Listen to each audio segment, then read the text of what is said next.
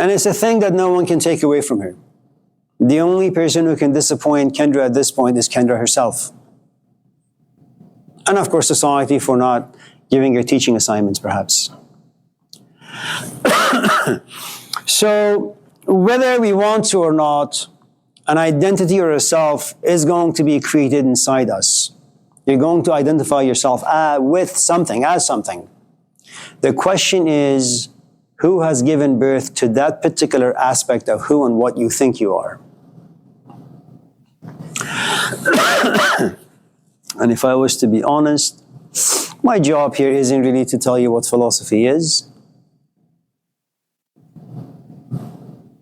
Philosophy is founded on two things, love and wisdom. I can't tell you what love is. It's something that you have to experience. But I can certainly manipulate you. And I can't tell you what wisdom is. It's something that you yourself have to come to after many, many years of struggle and journey. So, I am here to create some seeds and then find a couple of you becoming attracted to those seeds. And then go to my office at 5 and wait to see if there are any emails. Can I come visit you in your office? Okay. And then you're going to come to my office. I'll be nice. I'll give you some coffee, some tea, some bread and cream cheese. I'll make sure not to use any profanities just in case you're a Catholic. You know, I won't pry too much into your personal life so you don't walk away saying, what an ass. All right. And then what that'll happen is you'll feel somewhat comfortable while there. And then you contact me the following day, say, Amir, can I come by and just say hello? Sure.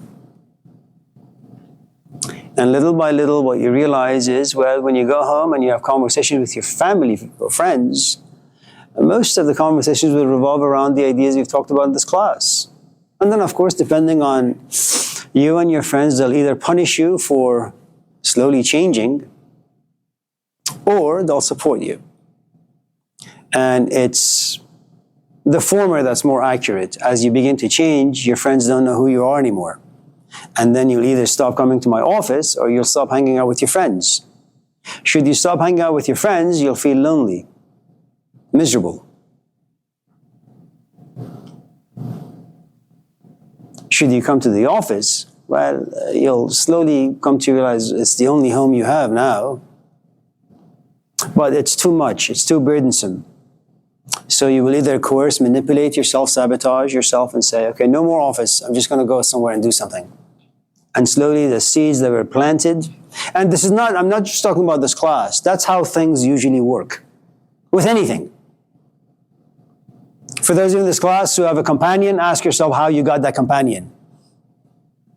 You were walking to a bar, someone walks past by you, your eyes meet, he winks, you wink back, 10 minutes later you're holding hands. And should anyone else ask you out, you say, I have a boyfriend. So just in case some of you are thinking I'm talking about this class, that's actually not accurate. That's how things work under the sun. Now,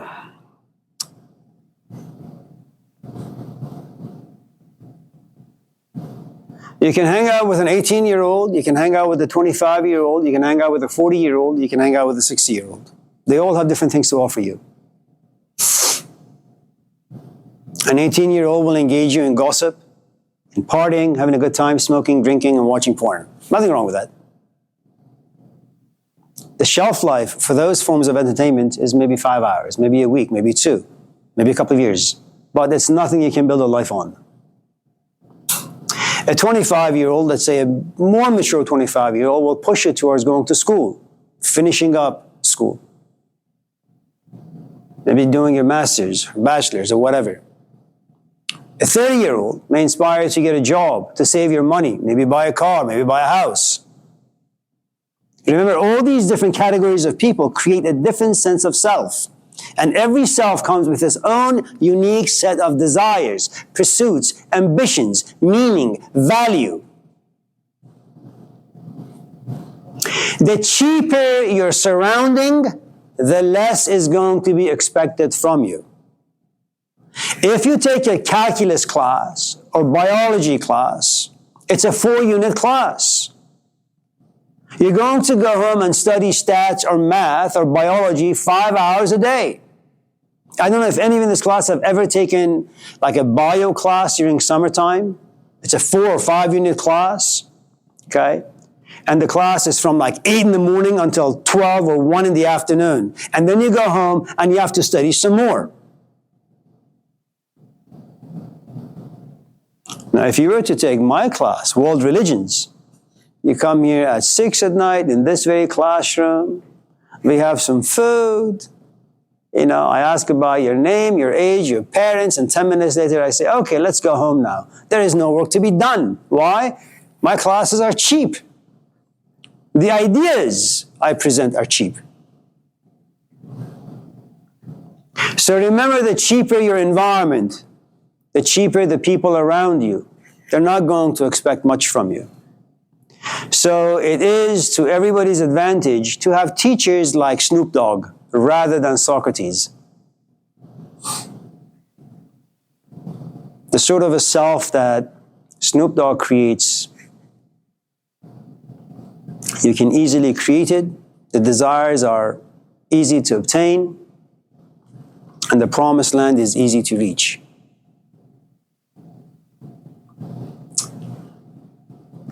Do you have any questions? Allahu Akbar. Louis. That's kind of what you're describing. Ron. Yeah.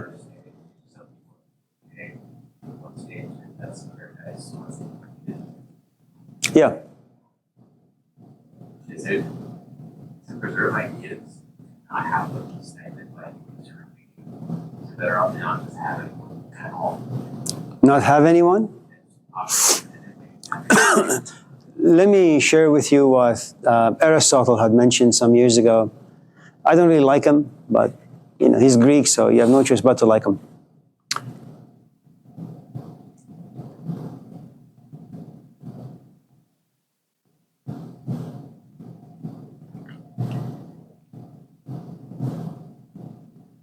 I'm going to create for you a scenario,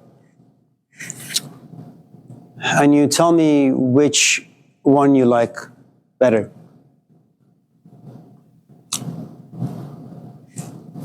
When I was 2, my parents divorced. And it's my formative years, 0 to about 7 or 8 or 9. And my foundation, which is supposed to be solid, I see my mom, I see my dad, a relatively quiet, comfortable, harmonious environment, has become quite chaotic. At the age of 2, I hear my parents screaming and shouting. I go to my mom. She tells me to shut up. I go to my dad. He slaps me. And little by little, I begin to retreat from my parents. I find seclusion and comfort in my room at the age of 2. And I begin to enjoy being alone. Not because I'm a monk, not because I'm a Jesus Christ, not because I'm a Socrates. The truth is, I can't go to my mom, I don't trust her. And I can't go to my dad, I don't trust him either. And I can't walk into the living room because my ears and just my soul is far too sensitive at the age of 2 to withstand the chaos, the hurricane that lives inside the house. But I'm not going to stay 2 for too long. As a human being, you know, we are social animals. I want to gossip. I just want to tell you how shitty my day has been. It doesn't need to be philosophical. It doesn't need to be deep or profound. Okay? I just need to somehow vent. But because I've never really been comfortable telling anyone how things have been on the inside, I keep it to myself. And despite all the people being around me, kind of like what Jean-Jacques Rousseau had mentioned, you know, being lonely in a crowd, that there are all these people around you, but you don't find comfort in any single human being to kind of vent, to reveal yourself. I mean, you don't need to be hugged physically, but you can sometimes be hugged emotionally by you coming out and being visible and someone looking, you say, yes, I can't fully understand, but I hear you. And that in itself creates a modicum of comfort. Now you get to be 15, 16, 17, you see your buddies holding hands with someone, and you long for that.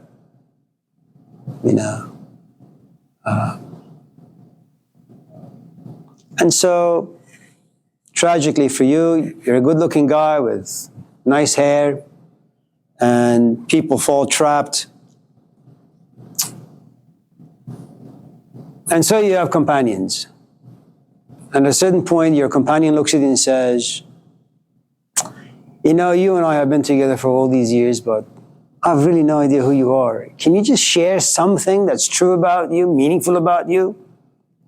And you say, have you read Marcus Aurelius? Who the hell is he? He's a Stoic. Yeah, and I've learned how to contain my emotions. I'm selfless. I don't need to talk about myself. I'm here for you, honey. You know, the sort of nonsense that young people say.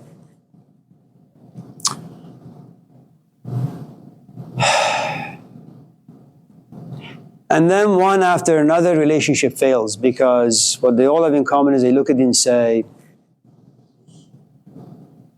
you just don't know how to be intimate. You know how to have sex, but emotionally you're absent. Reflectively you're absent. And they'll just dump you. Then you get to be 50, and you look at your life and you realize you have no one in your life because of what happened to you from the age 0 to about 3 or 4 or 5. You were betrayed by life, you were betrayed by your parents, you didn't have any good teachers perhaps who looked at you and realized the destruction that lives inside you. No one tried to glue them back together. And so, you know, you're 50, you have a good job, but you're just not digestible. You're filled with anger, but you hide your anger in philosophy. In like, I don't know, Das Kapital. You go around telling people how good communism is, socialism is, justice, and all that stuff. So you hide behind all these big concepts that you don't really understand, but you talk about them nevertheless.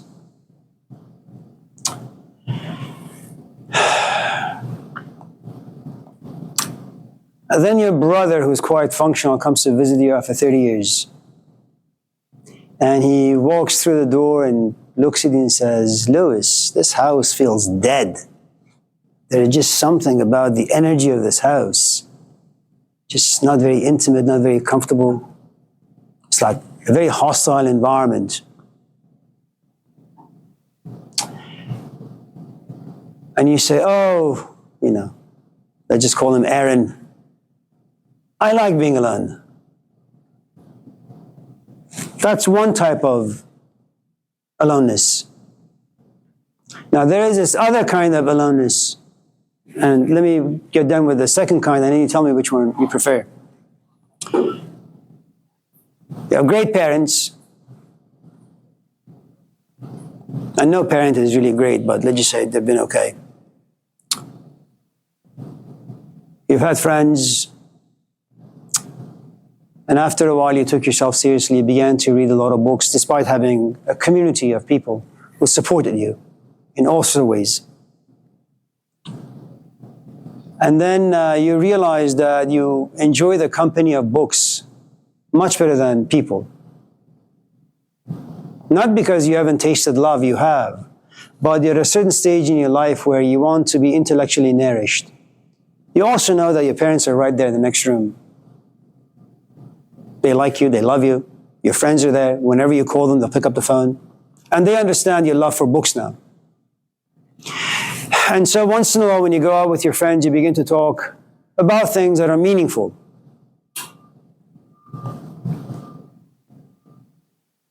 And then you move to NYU. When you do sociology or biology or philosophy.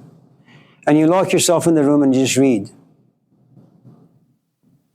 But, you know, when you're tired of reading, you go out and you're sociable. You laugh with people. And you listen to them. And you allow them to listen to you. You're intimate. You reveal yourself. And then there comes a point where you realize, no, you don't really need people. You don't really need books. You just want to sit somewhere and just maybe write. Or just look at the trees. And when someone looks at you and says hi, you say hi, and that's it.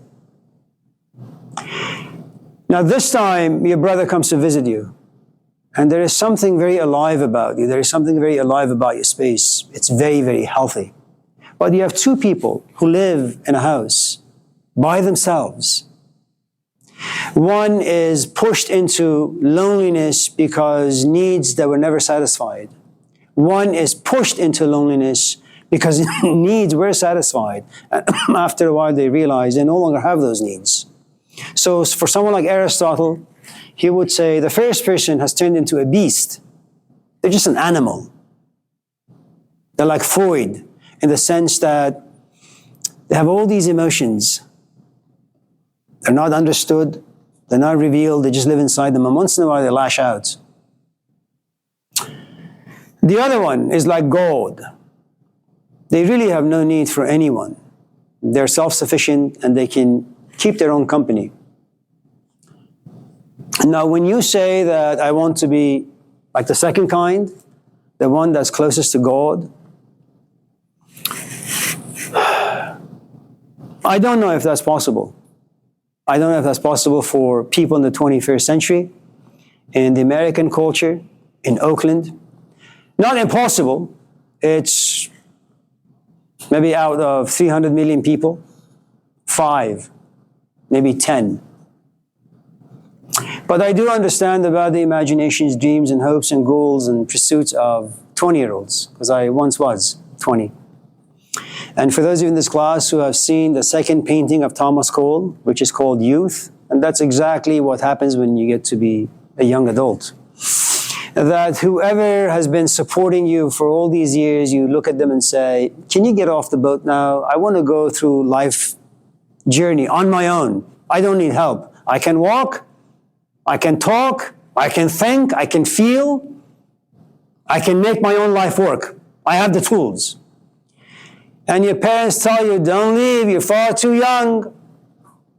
Say, no, Mom, what the hell do you know? And so what you have in the second painting by Thomas Cole is that there is this Taj Mahal way out there in the sky. But you don't see it clearly because if you were to pay attention to the painting, you realize there is this desert. And nothing grows in desert. Nothing. And there is no one in the desert. You're all alone. But you don't see any of that. All you see is, I'm in love and I'm going to get married. And your mom says, son, you're not done with school. You got no money. You got no car. You have nothing. How are you going to marry? How are you going to support your companion? You say, oh, Mom, love. I have love. She keeps telling you, it's not enough. And eventually you guys get into a big tiff and you walk away and you get married. And 2 years later, you knock on her door. Where's your wife? I divorced her. When? The day after the ceremony. Okay.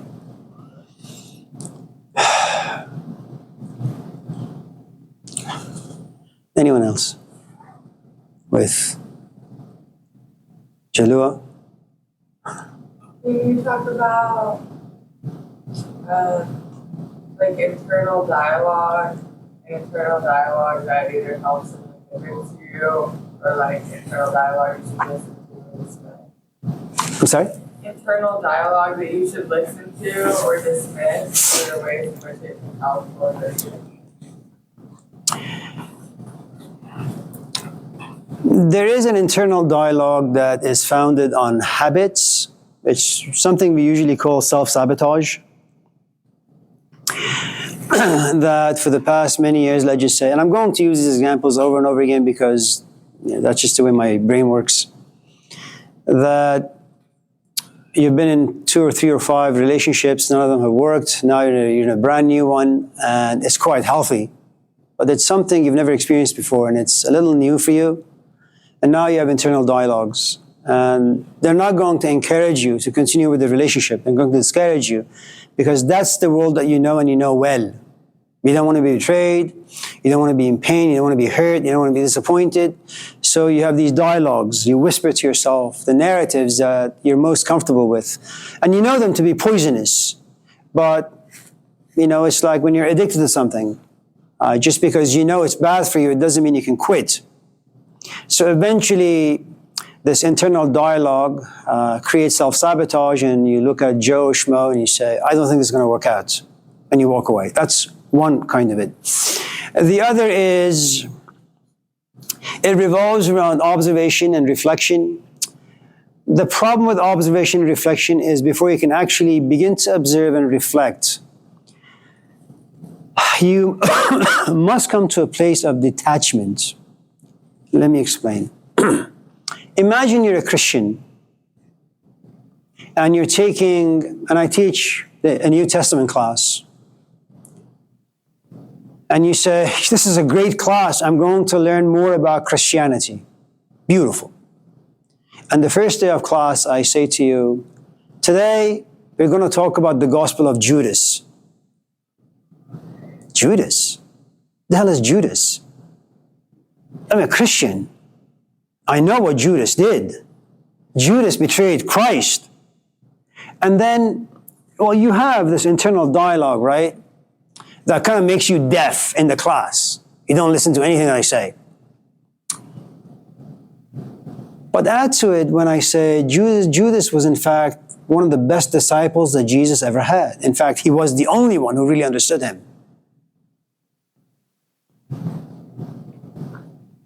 Now, the truth is, because you think you're a Christian, and because you're attached to Christianity and the concepts, and because you assume and you're attached to the assumption that you understand the teachings of Jesus Christ, for example, you can't really observe, you can't reflect, you can't be objective. There is nothing about you that allows understanding. Now, what happens is, let's just say, attraction. I come to class and you just like my beard.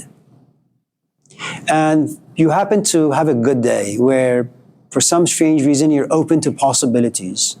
And I say I'm going to talk about the Gospel of Judas.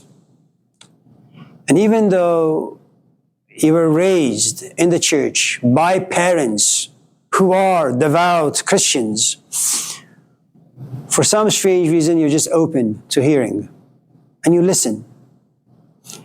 Now, when you listen, it means that there is something that's happened to your history. It's suspended. It's on pause. It's not interfering.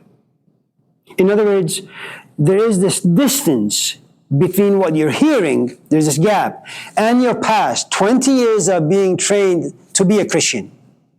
Okay? This detachment, this separation allows you to listen. And then you go home. And then what happens, you're not in the class now, you begin to compare and contrast. Well, my dad has always said Judas was evil. This guy says Judas, in fact, was a sage. Now you become curious. Now you may go to your father and ask him, Dad, have you ever heard of the Gospel of Judas? Now, depending on your father's temperament, depending on how nourishing he is, how supporting he is, he'll either slap you or says, let's PDF. Let's print it out, let's read it together. And he's not doing it because he wants to support you. And as you're reading, he has his pen, red, and he keeps marking. Okay. Now, should your curiosity remain, you say, well, let me go and read the 4 Gospels very, very carefully to see what exactly or who Judas is. And you realize that, first of all, he dies in 2 completely different ways in the Gospels. In one Gospel, he walks in, his belly opens, okay, and it's called the field of blood, and he dies. In another Gospel, he hangs himself. Well, which is the more accurate version? Why do we have 2 completely different versions? And then you become interested.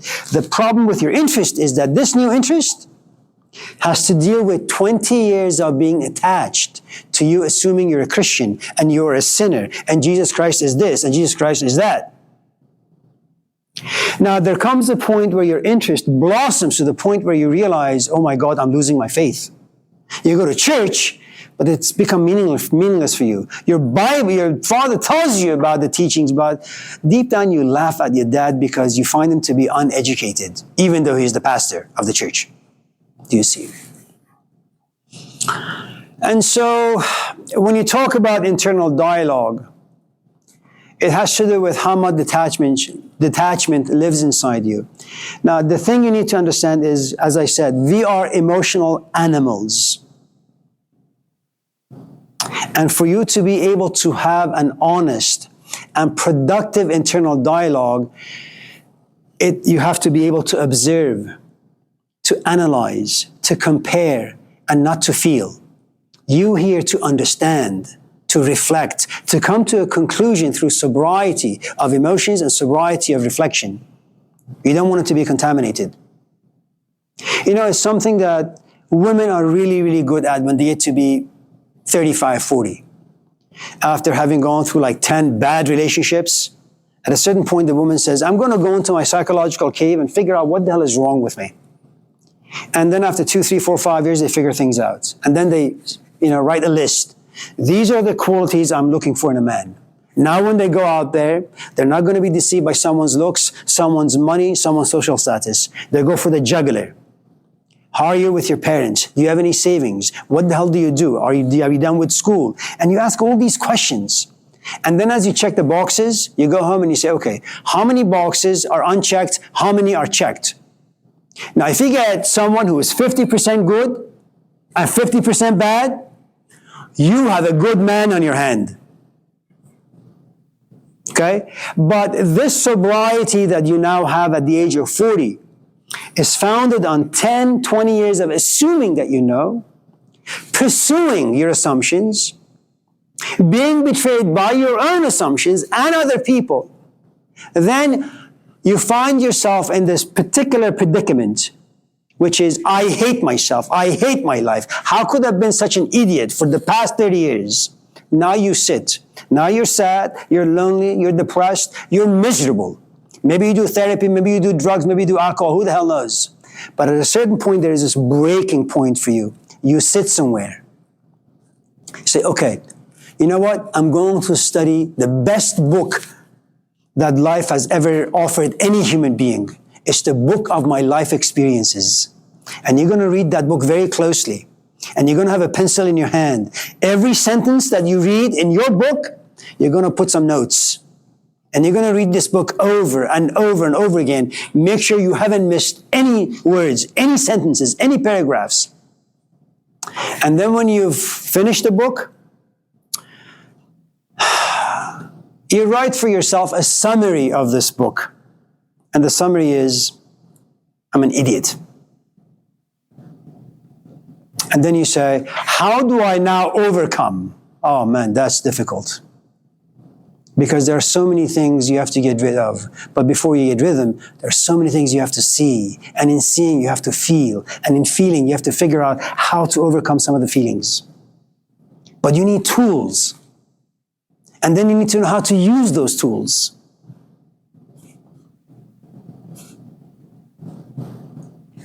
That's a good internal dialogue. For those of you who enjoy internal dialogues, there's a book that it's written by Krishnamurti. It's a lecture he had in the 1960s. It's called Dialogue with Oneself. It's only maybe 5 or 6 pages. But he breaks down this thing called love, jealousy, resentment, attachment, all that stuff. And then in the end he asks, well, if you have any of these components, you don't love. Go ahead. You say you could relate, like intuition, to the same idea that you have to get rid of your assumptions in order for your intuition to be healthy or healthy.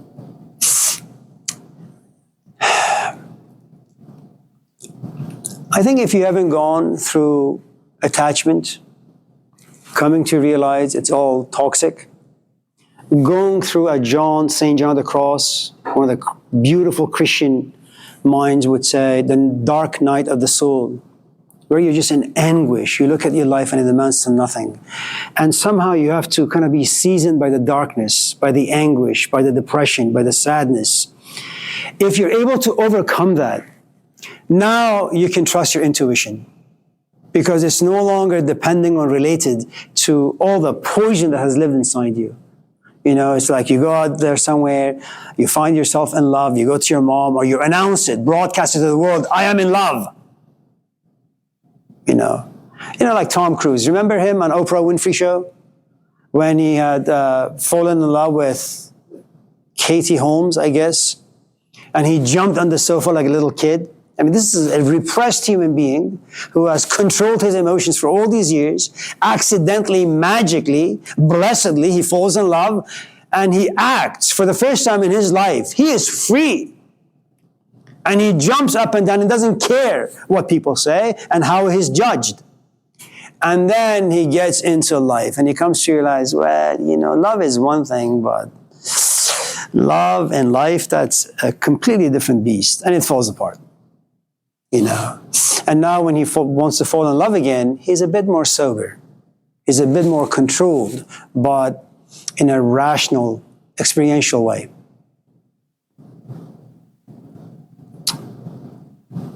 So, what is that? Are you sick?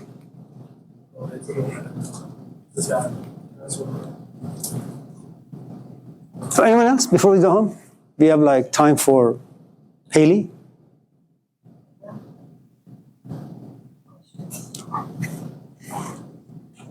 So even if you've never been attached, you have your own self-dialogue, there's still a chance to succeed even on your own. No. Well, let me correct that, Lewis. There is a guy, his name is Magnus Carlsen. I don't know if you know who he is. He plays chess. He was considered a grand master at the age of 11. He played Kasparov. He was 11, Kasparov was like 50. And it was a draw. It was amazing. Now, if you happen to be emotionally, intellectually, like a Magnus Carlsen, now remember, if you're categorized as a grandmaster, it means that you played many people in your long life of 11 years, and they have found you to be extraordinary.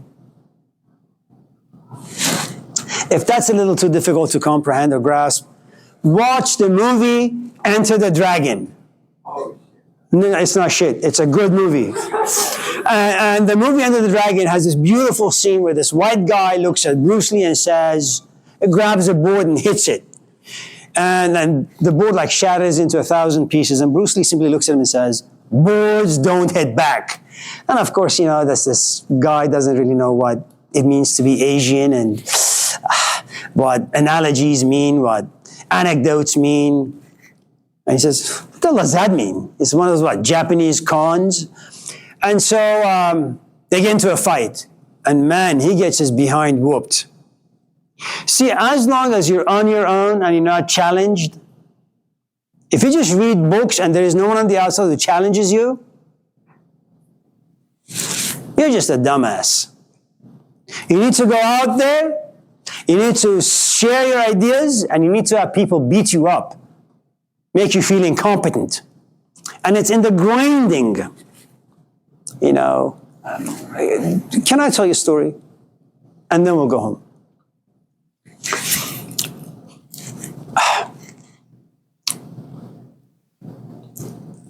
Go home and you cut an apple with a very dull knife. Not a sharp knife, a dull knife. And when it's cut in half, you realize that these two halves, they have very, very, very rough edges to them.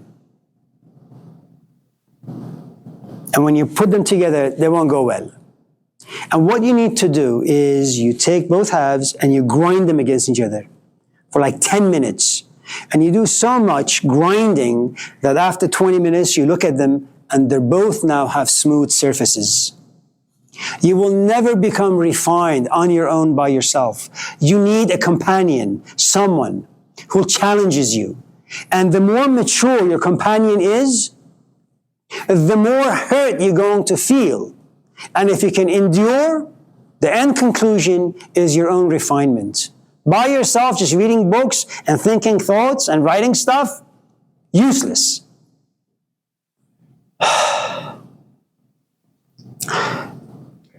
So it's good to see all of you. Have a nice weekend. See you next week. Thank you.